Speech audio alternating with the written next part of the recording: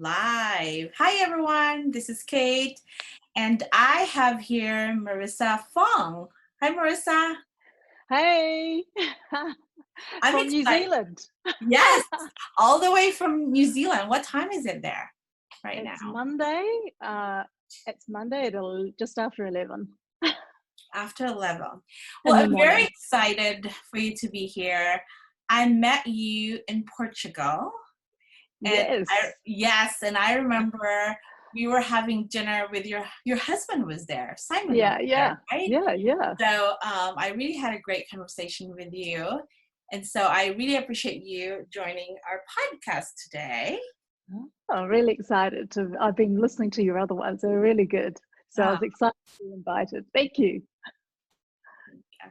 So Marissa, everyone, co-founded the Madison Group in 1998, successfully growing it to become New Zealand's largest private-owned recruitment company. And currently, she's a non-executive independent director of listed company and Price Group, co-founder of Arne Skincare, which I'm passionate about. You're launching it this year. I can't wait to hear all your story. Category judge for New Zealander of the Year, a trustee of Simplicity, a new law fees and not-for-profit KiwiSaver Fund. So you're doing a lot of things. How do you have time, Marissa? Yeah, I guess I'm just managing it. I'm just managing it and just kind of trying to find slots in the diary and just be semi-disciplined about what I say yes to. But Mhm. it's really hard for me to say no to stuff. So that's probably why I end up doing things more things than I should, right? I think we're all guilty of that. Okay, so I read this article and it says there you dropped out twice in college, right? Yeah, So yeah. tell me about that. With your parents, Well, you're not okay. oh yeah, just so not okay with that. Look, my parents are a typical immigrant story, arrived in New Zealand to give their children a better life, and really wanted them all to get college educations because that's what they didn't have the opportunity to do. And me being the oldest, it's even worse because I'm meant to be setting the role model, being the role model.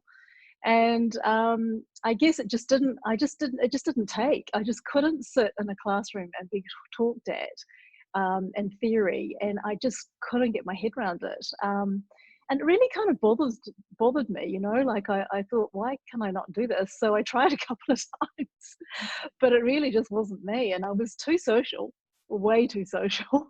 That didn't help. Yeah, so that really, I guess, and also because when I was younger, my parents and I didn't get on. So, because I was too independent, and I ended up leaving home very early and getting a job really early. So I found that I could make money and get jobs more easily than I could apply myself at college. So that was kind of like, well, I can do that, and I can't do that, so I'll do that then. So that's how Okay. it happened. All right. So, where did you grow up? So So here's what I say: Mhm. made in Hong Kong, born in New Zealand. So Maybe not. my mother arrived here 7 months pregnant with Mhm. me. So born in New Zealand, Auckland, which is the biggest city but not the capital. And Auckland is known for quite a transient population because we're one of the biggest cities. So lots of people come regionally into the city. So, but I'm one of the few handful, I would guess, or a few core that was actually born and bred here. Yep, raised here. Okay, so describe a person or a situation from your childhood that had a profound effect on the way you look at life. Oh, that's a good question. Um, so I guess I had this saying about having a foot in each camp, right? Mhm. Where you don't really fit with the local culture because we were one of the only Asian families in our neighborhood, right? So there was one other family which was ethnic, which was indigenous. They were Maori. So we had one Maori family and one Asian family at primary school. So, you know, and it was really interesting because people say, well, wasn't that difficult? Was there, you know, did you experience racism? I have this really weird view on that. And in fact, I flipped it the other way, and I didn't even know I really did this because I actually thought we were special. I thought, actually, we stand out. We're kind of different. We're not the same as everybody else. That's kind of cool. So I actually took it from a different point of view because everybody knew us, right? Like it was, we know that family because they're the only people that are Chinese in this neighborhood. So I guess I have to say that I felt very protected in a way with that point of view. But also my mother was also very fiercely protective of us. And I remember a few times if she ever thought we were being discriminated against, particularly in the local grocery store, or somebody passed a comment or something. My mother, who is amazing, was like, she must have only been like 20s, in her early 20s, right? She's this woman that's not in a familiar environment. She would just call them out, like had no fear, absolutely no fear in calling them out in front of us and protecting us all the time. So I think I get that feeling of being special and positive about it because of her protective, fiercely protective instincts, and that she would absolutely visibly demonstrate that to us. So pretty, when you think about it now, it's like, wow, a lot of women would just kind of pretend it wasn't happening and shuffle their kids out, right? But yeah, no, my mother was never gonna let that happen. Oh, yeah. Do you consider your mom as the tiger mom? Oh, absolutely. Oh my God, yes. Oh yes, yes, yes, yes. But in a really kind of good way. Like, I mean, like, you know, just so ambitious for us, wanted us always to have a better life, always telling stories about her own very difficult childhood and poverty. So always sharing those stories up to the point where, you know, you kind of you've heard them 1,000 times and you think, oh God, it's just, I cannot listen to this another time, right? And when you're a child, you think like that. But when you grow up, you realize how much that has an influence on you. So I think, I thank my mother actually for that because it's given me a perspective on life, and it's very different, I think, to people who brought up in more privileged households. Okay, so your parents, what do they do? Do they have their own business or? Yeah, they were definitely my role model entrepreneurs, right? People go, where did, you know, my father and mother, my father worked in restaurants for other people until he got to a certain age, could get enough money together to start his own restaurant. And mum always worked at home from when we were small because she just really, really did not want us to have no money. So she was always doing, I don't know if you have this, but piecework, you know, sewing, making piecework at home. So you got paid per piece. So if you were doing trims on clothes, all that kind of stuff, she always did that from home. So she always was making money as well. And we would help her. So we would be, and the kids would be sitting there helping her, you know, if it was putting teddy bears' eyes and teddy bear things, we would be doing that with her. So because the more she made, the more money, you know, the more she did, the more money we made. So I guess and then my parents started up really great restaurant chain, and that did really well. And then they bought a lot of property as well. So they were smart in investing in property. And so they retired actually quite early, but they worked really hard for quite in their early years and retired in their 50s. Yeah. Okay, so tell me, did you work in the restaurant? Oh, yeah. Okay, Oh, so yeah. tell me, how old were you and what were you doing? I started around 12 initially, just to pop in on the odd weekend to help my father out on the waitressing side of it, taking orders for takeaway orders, that kind of thing. And then I got a bit older, probably about 14 or so, worked pretty much every weekend in the dining part as the waitress. My brothers and my sisters would come as well. They would do their own they would be waitressing or taking orders or washing dishes, that kind of stuff. So the whole family pretty much. And then in the school breaks, you know, semester breaks, I would work there reasonably full time through the week. Right. So Okay. yeah. So your family owned this restaurant. It was one restaurant and they scale it into how many chain? Well, they had about in the end, well, they would grow one, sell, get a bigger one, sell it. And then they got to the point where they actually built their own building and made their own restaurant. And that was a really big one. And they had that one for quite a long time. So they were really sort of buy, grow, develop, sell.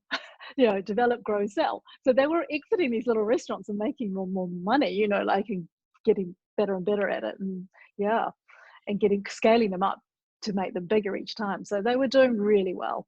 They worked really hard. That's amazing. So is that that contribute to your success? Yeah, I think I heard Daisy was talking about work ethic in one of your previous podcasts, and I think that absolutely is something that I think makes a big difference. Work ethic, just that huge drive to work. I think, in hindsight, even my mother has said maybe it was too far that way, and she had didn't spend as much time with us as she would have liked because she was always out of the house.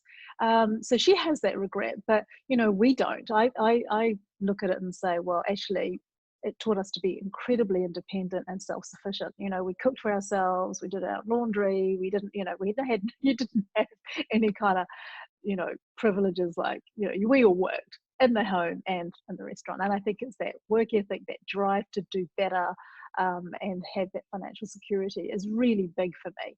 Yep. Okay, so you drop out of college. Tell me what made you,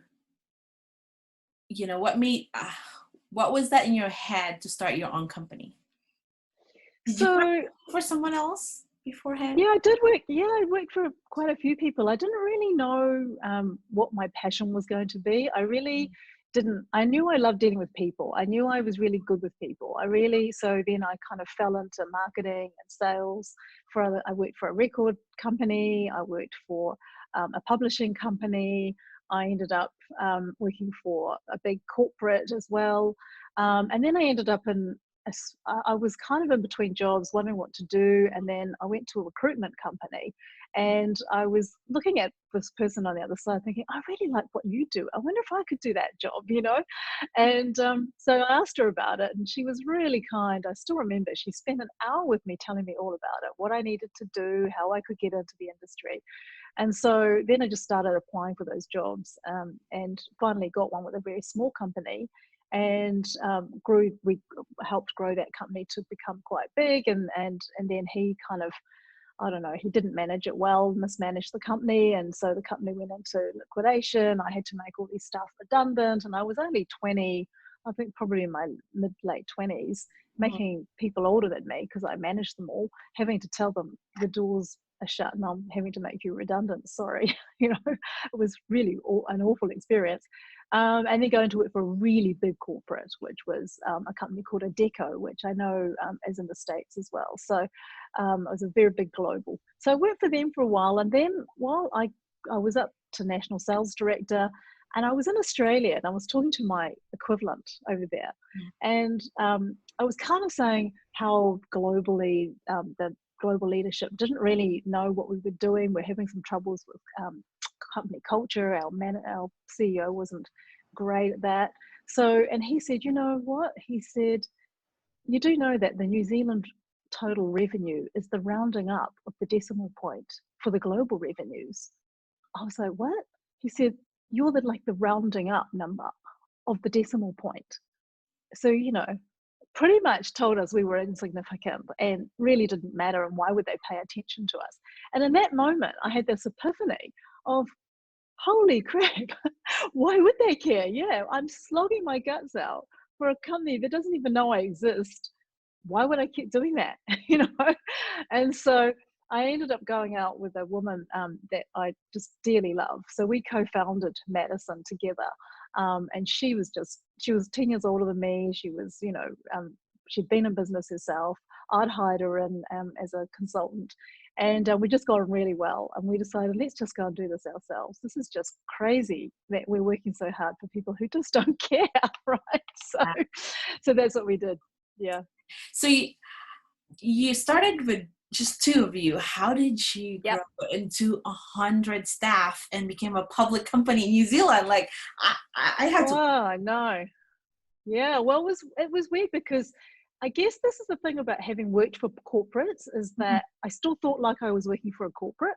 And because I'd been one of the people that went out and pitched for big pieces of business, I knew how to do it, right? I knew how to reply to tenders. I knew how to pitch for big volume pieces of work.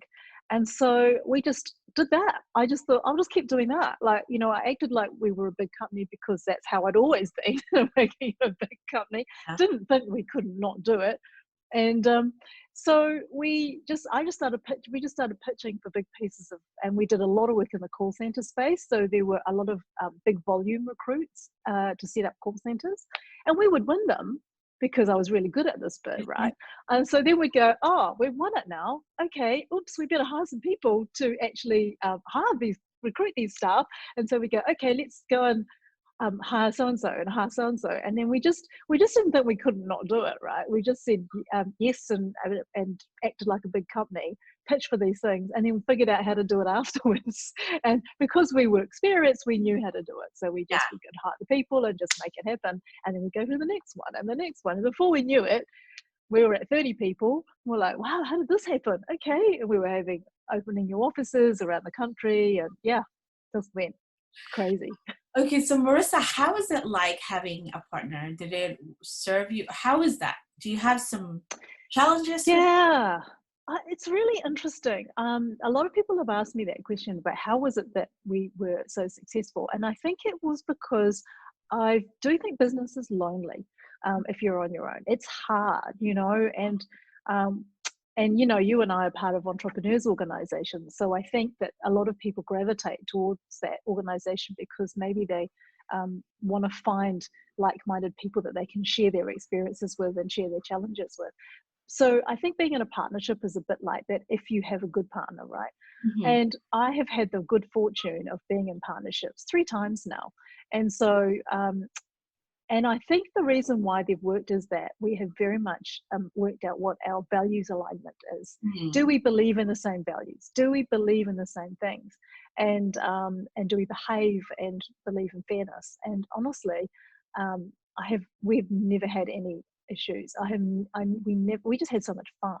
We were, and sometimes when I'd be like just wound up about something, it was good to have someone else who knew the issue and just say, okay, well, and wasn't so wound up, would just calm me down. And then vice versa, I'd do it for her as well. She'd be like crazy about something and I'd be like, oh yeah, but okay, but think about it like that. And so we just kind of would stabilize each other. So it was kind of really good, but it was fun growing it and sharing the ups and downs. And, when things were just going really terrible or we'd lost some deal or something bad had happened, we could brainstorm it out together, and yeah, it was really good. But I have heard horrible stories about partnerships, and I think maybe that's where people don't know each other well enough, Yeah. and they go into business without knowing each other really well. Yeah. And I think that's where I've made good decisions. I've known these people well before I got into bed with them, so to speak. Yeah.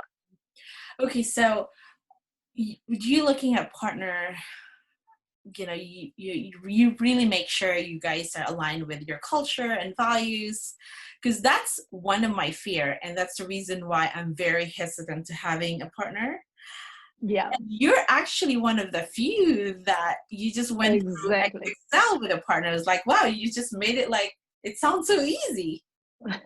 Well, it's not easy, but I think it's like dating, right? Like, Mhm. before you get married, you go on a lot of dates, so it's kind of the same thing. I think it's just being really clear to see them in every situation, like how do they deal with challenges? How do they deal with problems?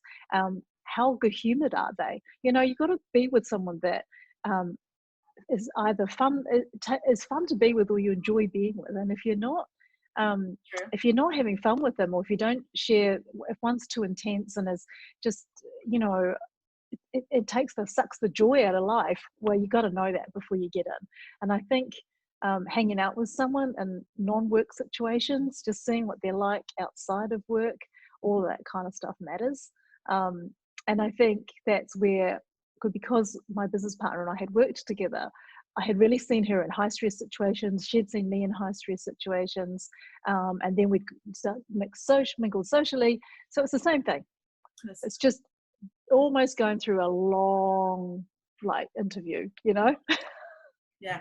Okay. So you co-founded the medicine group. When did you sold that to? Well, what happened was we went through the GFC, right? So the GFC was like, we had 100 staff, we were like really pumping, you know, pretty much like what's just happened now. Everything was going really great guns, right? Everything was just booming. And then the GFC happened, and it was a financial collapse, infrastructure collapse globally. So what happened was we were in Australia at the time when it hit, like when the Lehman Brothers thing hit, and we were in Australia on a weekend away incentive trip provided to us by our online job board. And so we were with all these other recruitment leaders as well, because we were one of the top 20 in Australia and New Zealand, right? So we were there, and it was actually the Packer estate, and he, the super wealthy, like he's like worth billions, right? And we were on their estate, and he was meant to join us, and then the world went to hell at the handbasket overnight. And I think he wiped off something like $1 billion off his personal wealth, right? It just disappeared overnight. So he didn't want to join us with drinks after that. He was a little bit depressed, which you can kind of understand. But all these recruitment leaders were sitting there saying, okay, this is going to be really bad. And we were like, oh no, we'll be fine, you know. And we were kind of listening, but not sure.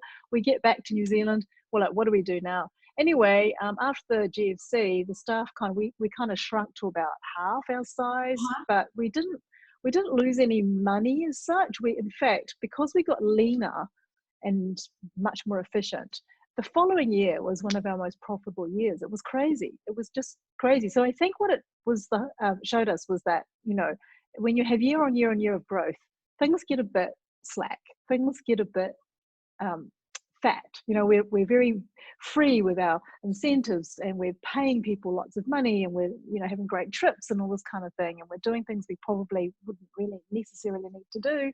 And then when things got tight, it was like, wow, we didn't actually need any of that stuff, you know. So then we started looking for a CEO, because we decided we'd been looking for a little while, thinking about what our next steps were, because we were back in growth mode literally a year after the GFC. So as we appointed him, he wrote a little article about what maybe our strategy would be for the business. And there was a little bit of bait put out there about whether or not we were going to be interested in exiting one day. And so we got approached by this big public company that said, oh, we saw that you were appointed this CEO, and you're looking at, you know, what your plans might be. We're interested in talking to you. So then they came to us with different various proposals, which we kept sort of saying no to, because we were doing really well and we didn't need to sell. And I think that's the best space to be in, because you're really being courted and you really don't need to sell. So the offer just got bigger and bigger and bigger, until it got to the point where we were like, oh, okay, now it's getting really ridiculous now. We just have to kind of go, really, we probably want to start thinking about this now, seriously. And so we put up a number there, and then they finally met the number, and then that was the deal done. It was insane. That's amazing. So what's your typical day like now? Yeah, this is the funny thing. Post sale, it was really interesting trying to find structure in my life. When you've got a business, you're really driven by the activity of the business, right? You've got to get up, you've got to get there. I found it really hard, actually, because suddenly I was just almost cut adrift, right? And then you're out there, you don't want to be aimless, so you throw yourself into things. So that next 2 years, I was just saying yes to everything, because I felt like I needed really lots of activity to fill this void. Yeah. And I made some mistakes, you know. I really did some things I shouldn't have done, and because I was just saying yes to things, and I really wasn't being very intentional about it, what I was saying yes to, even though people were advising me, they told you not to do anything for a year and just to sit on my hands. Well, that was just really hard advice to take, because I was so not used to that. So I was doing things, and then, so now, a few years on, I really am much more careful about what I say yes to now. So I get up, it's pretty much try and exercise, get up at a reasonable time, exercise, you know, then deal with sort of core things I look at in the morning is just checking financials, like, you know, I have a portfolio, investment portfolio. I look at my bank details, make sure I pay bills, whatever, and then get into the what is the most important thing to get done today? The one thing, right? The one thing. There's a book called The One Thing, right? So what is the one thing? So then I have to really try and focus, because if I don't do that, then it's really amazing how the day can just get away on you doing things that really are not important. So that's really important for me to just get on that. And that, yeah, it's so hard. Like, I feel like we have so much time now. Like you said, like, what am I gonna do? I don't want to waste this time. Like, you can't just relax on not doing because we're just used to like pounding sand like every day, right? But I kind of like it this though, because we have a little bit of break and just do whatever we want to do. Yeah, and I think we can be too hard on ourselves when we're working. I think I was really always feeling like I had to be incredibly productive all the time and all this kind of thing, and really busy, and that work ethic thing was always kicking in. So I never want to go back to doing that. I never want to do nothing, but never want to go back to that thing where actually there isn't that balance. And I think what I found for myself was when I was in the height of the activity of growing the business, I don't think health-wise I was that great. I was quite stressed, and I always felt like I was very heavy. Felt very heavy all the time. And so I think now, understanding, I think maybe this is a great reset opportunity for people to say, okay, when I go back into the world again, when the world comes back to rights, do I want my life to be the way it was before? And so I've had this opportunity to do that over the last few years, right? But it's almost like the world has given everyone the chance to do that over the next few weeks, to really go, what's really important? I'm loving cooking every night. I'm loving that. I used to do that a lot before when I was younger, and then we, got busier, and then we were going out a lot to dinner. We were getting a lot of delivery food. Now I'm like, actually, I've just rediscovered this joy of cooking again.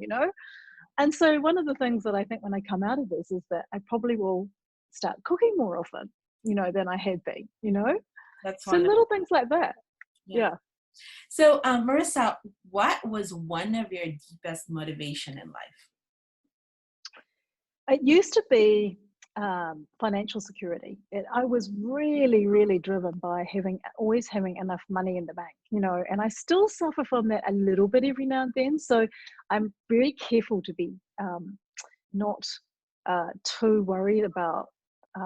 And so therefore sometimes I can be a bit risk averse. I don't want to invest in a property, or I don't want to do this because it might be too much money and this kind of thing. And so I'm very comfortably off because of the exit, and so I don't really have to work again, but I have to be careful with. I feel sometimes there's this careful thing, also then balanced by this drive to help grow other businesses or invest, which is why I have this angel investment portfolio. So I invest in angel and startups to help other businesses, and then looking at this new business, I'm looking at a growth to actually leverage what I have and grow greater opportunity. But then the skincare one, isn't actually about making more money, because I'm probably going to spend a lot of money growing it, but it's more about doing something else that's different, to what I've done before. Yeah. So now my motivation is learning. Now my motivation is, what can I learn? How can I grow? What can I do that really challenges me now? Whereas before it was about financial security and about having enough money in the bank. Now I've got that. Now it's like, okay, what can I do that will really be so different? I've never done it before, that I could just get these amazing learnings. Right. You've had all the successes, and I'm so impressed how you just exit and sell and exit and create again and sell. I want to have that courage to do it myself. What's your greatest failure so far? Greatest failure. Probably, as I said, when I first came out of the business, I was just so worried about not keeping in touch with what was relevant in the world. When you're in the business world, you feel very relevant and you feel quite needed in your business, right? So what I did was I got approached by quite a few organizations who knew that I had this pot of money, right? They go, so they know, right? And they go, oh, I wonder if we could get them to invest in my business. So I got approached by a few. I invested in a business that I knew nothing about. And I was just a shareholder and an investor. Ended up, they asked me to be on the board and chair, and I did all of that, that was fine. But what I realized was that the business I'd invested in, the person was not really able to execute on the plan, right? So in the end, the business just failed. Like, it just was completely, I mean, the idea is still good, the concept is great, but the execution just could not be delivered because the people that I had thought could do it, the founders, couldn't do it. So that was a really big failure of capital lost, energy and time invested. And I really learned from that again, and it goes back to that thing I said before, really understanding these people better than I did in a 20-minute pitch meeting, and then maybe a one coffee meeting with them, and then going, yeah, and then putting all this money in. It was just crazy. So really understanding again about the people, and I completely misread that one, and therefore subsequently, as I lost money, time, effort.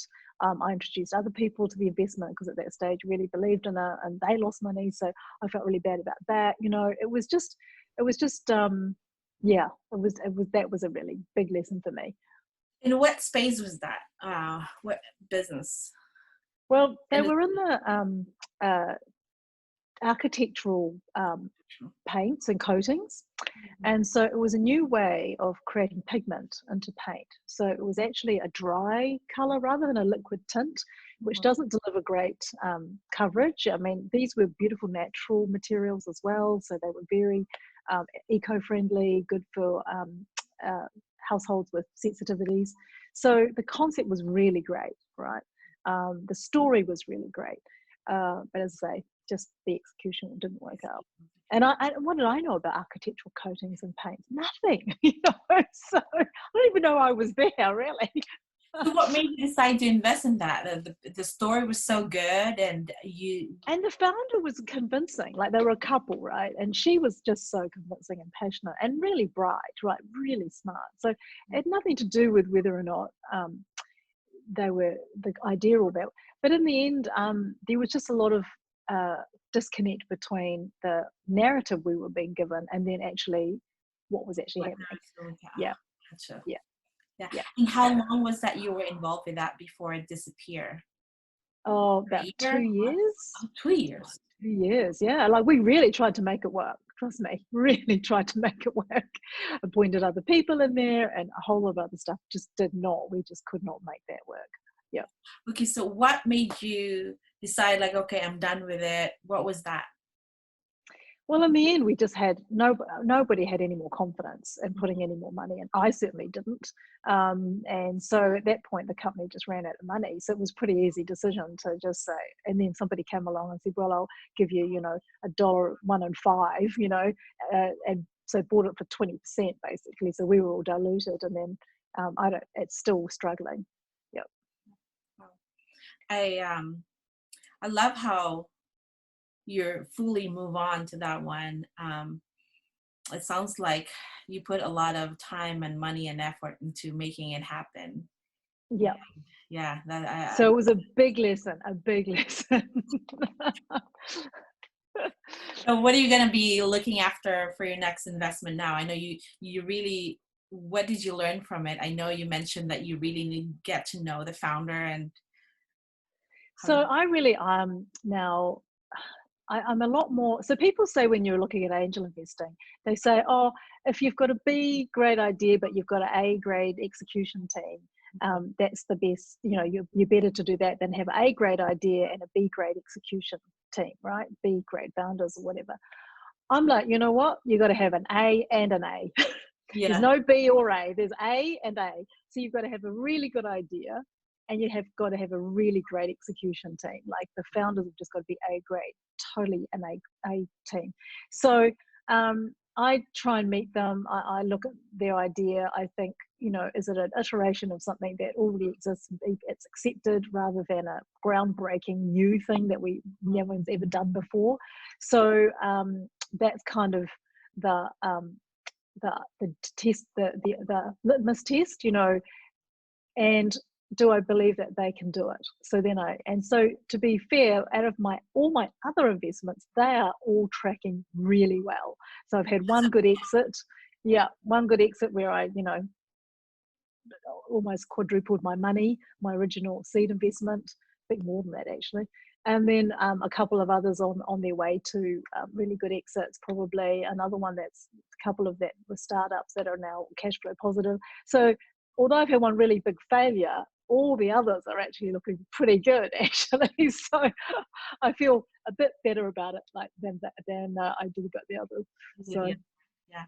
So is you and Simon do business together, or he's doing his own thing? Do you guys He do? does his own thing. He looks after our property. We have some properties, residential property, and we are also looking at commercial property. So just prior to all this happening, actually, I was looking to buy commercial industrial property in New Zealand, and I'd gone and looked at a few things, and then the world just turned like this, right? I mean, upside down, and now it's like, oh, I'm so glad I didn't back then, because I put in an offer and one thing, and that I got outbid by somebody else. It was the circumstances of things I didn't get it, and now I'm just like so kind of almost grateful that didn't happen, because who knows what would have been, whether those tenants could have paid that rent or what, Yeah. So between us, we kind of look after, we're kind of like, we're semi-retired. We kind of work from home. He does his thing, we hang out, walk the dog, Wonderful. moan about our teenage daughter, does she ever leave her room? Will she come down and see us today? It's that kind of thing. But yeah, no, we've been together a long, long time. So we're like a pair of comfortable old shoes together, So what scares you the most about this current situation? Yeah, I've been listening to a lot of podcasts and I listened to Ray Dalio, and I was listening to Christiana, I can't remember her last name, the chair of IMF. And I think this is something, it's not the GFC. I think a lot of people are trying to relate this back to the GFC. I think that what's starting to come through is that this is something we've not seen in our lifetimes, and that the flow-on effects are going to be big. So in New Zealand, although we're an island nation, we're tiny, we've only got 5 million people here, and we think we're handling all this well on a health front, and we are, but on the economic front, I'm really worried for our country. So we produce far more than we can consume. So we have to export just about everything to make any money, right? Yeah. And when you think, and luckily a lot of it is primary produce, so people will want food, right? So hopefully that'll keep us through. But consumer goods, hospitality, retail, that's just, and I think supply chains are going to be disrupted. I just think that it's going to be an interesting next 3 years. I don't think this is a 1 year thing. I don't think by the end of the year we're going to be right. We're just not. If you look at unemployment and what's going to happen in the US, they're talking 30%, 20 to 30%. I think we'll get into at least 10 to 15%, maybe 20 in New Zealand. So you think about unemployment and what it does to the social fabric. So I guess from a business point of view, it's preserving cash and just survival now, and coming out the other end and having something unique or different, or all the things that mattered before about your business, which were your values, your relationships with your customers. Do people love your story? Were you authentic? All of that is going to matter even more coming out the other side. If you didn't have that, if you were just a transactional business, you really are going to have a problem. Yeah. From a social side, society, I think if governments are not supporting people who were already vulnerable going in, then there is going to be some real issues to deal with on the other side, in as much as social unrest, civil unrest. Do we really want that? No. So people are already talking about the universal basic income. I don't know if that's the answer, but definitely I think there'll be a lot more social support needed. And so therefore we're looking at countries being indebted for a long time. So yeah, I think this has got the feeling of, people talk about whether it's a V-shaped recovery or a U-shaped recovery or an L-shaped recovery. I think it's going to be a really long U like that. I think we're going to be like this. It's not going to be like that. It's going to be like, and I don't think it'll be an L. We will get back there because there's so much stimulus being provided, but I do think it's going to be a very long bottom U. Yeah. That's, yeah, I think you got about right that. Like, I think it would be a 3-year effect. I mean, it's kind of scary. I'm in hospitality industry and kind of like, oh my God, this is gonna be, Yeah. it's gonna take a long before people will be comfortable into traveling. We were Yeah. just, with the rise of Instagram, everyone wants to be there in and out, and now we're into this. It's scary. So yeah, I guess, and every country will probably be a little bit different, right? Mhm. Like if your country was managed it really well on a health perspective, and you've got really good tech, and you can bring people internationally into your borders, and you're confident that you can track and trace them, and that they're going to be okay, that you're letting people in, then maybe that's okay. But I think that's a year away at least for most countries, right? So maybe in this 2021, we go back to traveling to some countries that we know have eliminated or have it under control. We might think, oh yeah, so it's going to be interesting. It's going to be interesting. We don't know. So, Marissa, what's something you'd even do if you never made any money? What would I do if I'd never made any money? No, Or, what was something that you would do even if you never made any money? oh, this is going to sound really crazy. Like, Mhm. okay, so I have this thing about that I think there is this group of women out there, because I'm older, right? I'm getting into that older age group, and I've always loved makeup and beauty and Mhm. looking after my skin, knowing how to apply it and all that kind of stuff. But there's this whole group of women that never grew up with it, right? And Mhm. they're getting to a sort of demographic now that is like really um, still care, but they don't know even where to start.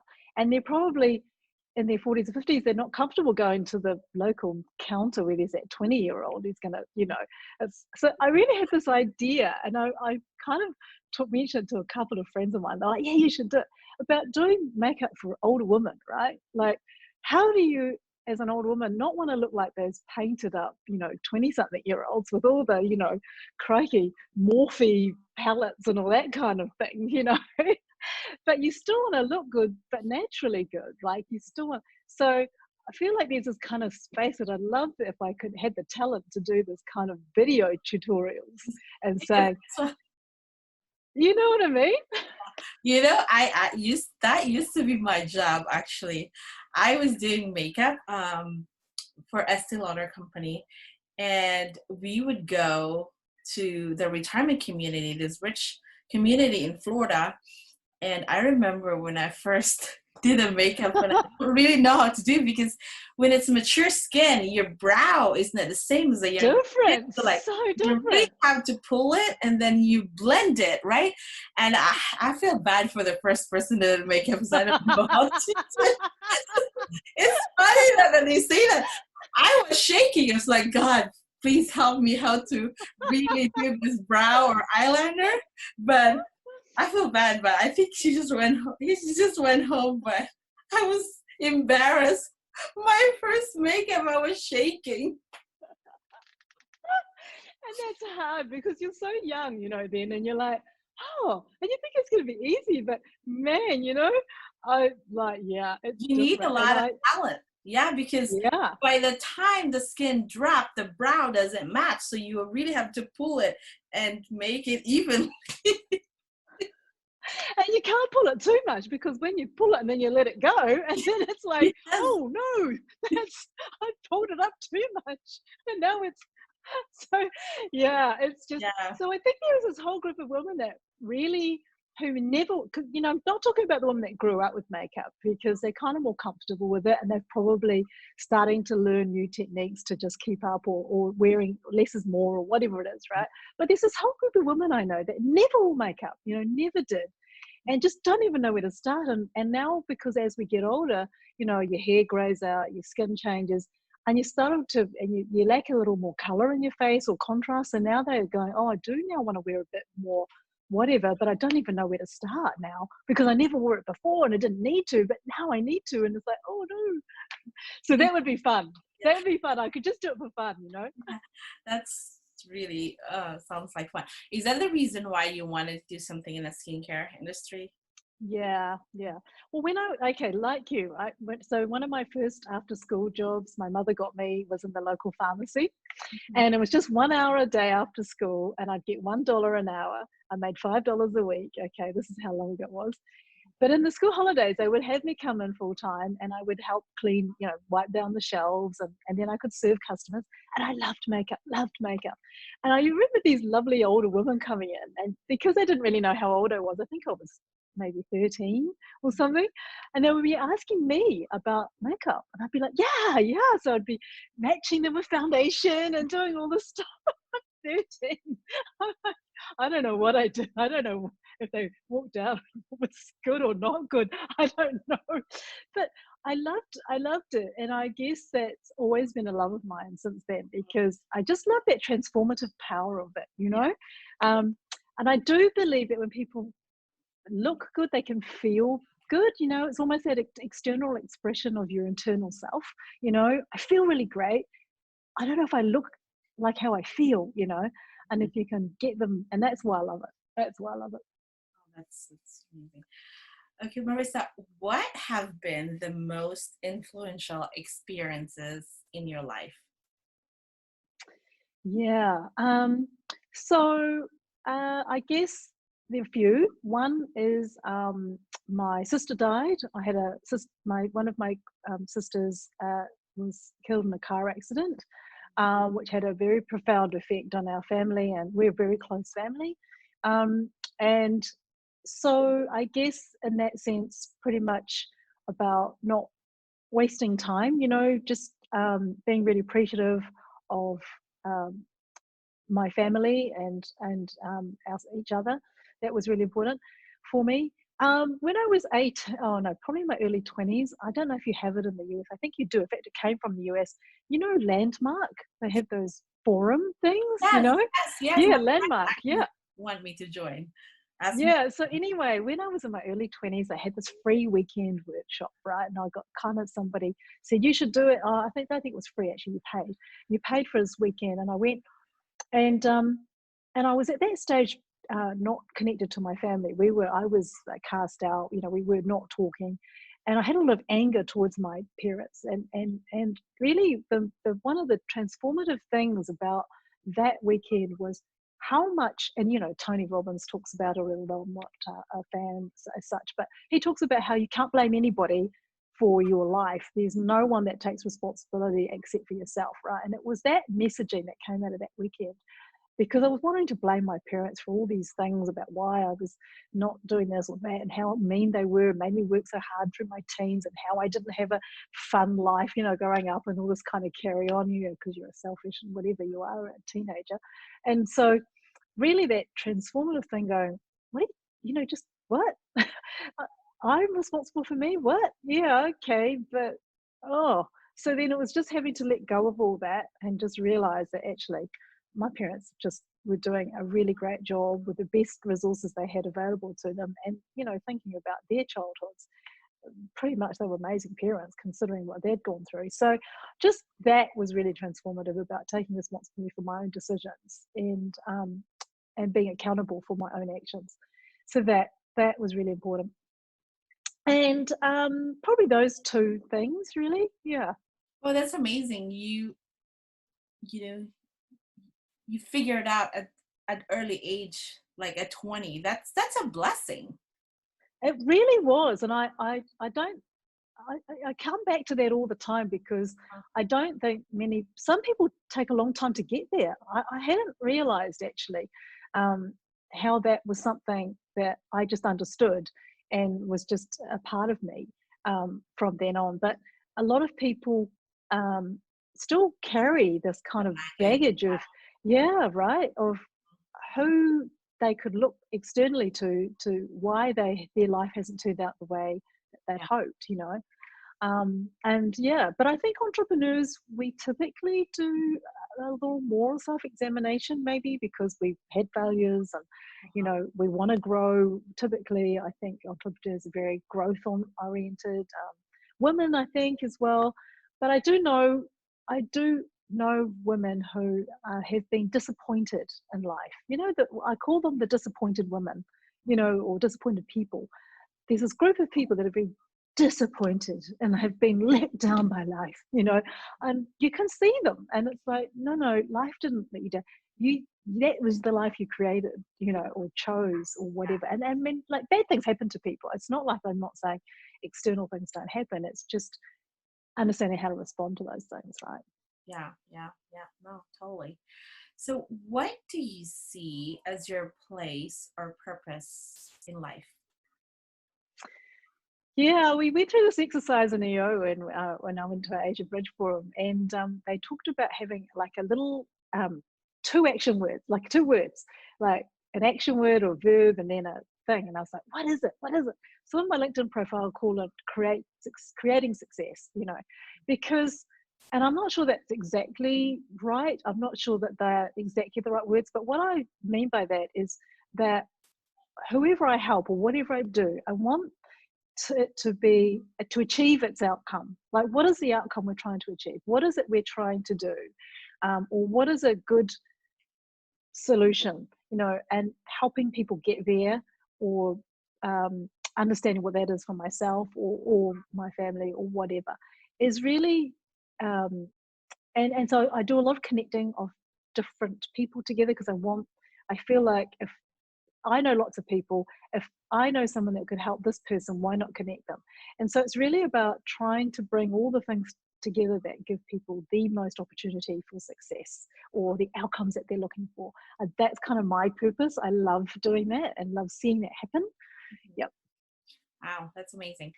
Marissa, what would be your advice to anyone who's planning to start their own business or still in the business but really wanted to scale? What would be your advice? So yeah, I always talk about this thing about you can be boutique or you could be large, but in the middle is what I call no man's land, right? So you really have to understand that the journey to getting large, right, and or staying boutique. Like, what are the two different scenarios? So boutique, typically you're highly profitable. You know, typically you're quite hands-on and operational in the business, and you are, you know, a key person in the operation. To scale, you need a lot of cash. You need to know you've got the investment to get you to big. Level. And big is good because you are less operational. You probably can actually have less stress if you have the right leadership team around you, right? So it is worth doing it if you know you can get there and you have a plan to get there and you know how much money you need to get there. So you've either got the investment behind you, or you've got the borrowings that you can borrow, or whatever. I think in this time, with what's happening right now, there are opportunities. And if you have got a good source of cash, you have a good thing, then potentially now is actually a good time to do it, because the runway might be quicker if you've got a good offering. Because less competitors, you know, people falling over, that kind of stuff, cheap acquisitions. So I would say knowing that it's what the journey looks like to get to big, and knowing that you've got enough capital behind you, and that you've got good advisors around you to help you get there as well. Good support, because it's tough. Um, so yeah, scaling, and I think what was the other side part of the question? I can't remember now. What would you like for anyone, like, yeah, the scaling, and what would be like for a startup, what advice would you give them? A startup, yeah. Um, Depending on the startup, like, you know, a services business is so different to starting up a product business, as I've learned. So, with a services business, it's about people, having enough people, paying people, and your two biggest costs typically are your staff and your rent, right? Which is with most businesses. So then it's like, with services business, you can usually scale up quite quickly because you just hire more people, right? And you train them and they can start billing, right?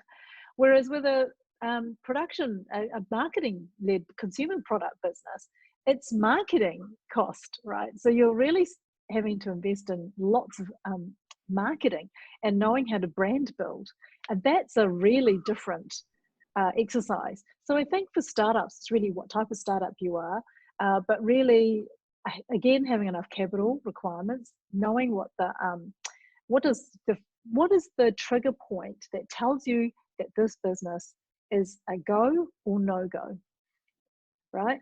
What will tell you is it when your first customer pays for your service that it validates that someone wants it and is prepared to pay for it, or is it when you have 1,000 products sold? Like, what is the go no go signal that this business is viable? I think because some people keep flogging a dead horse, right?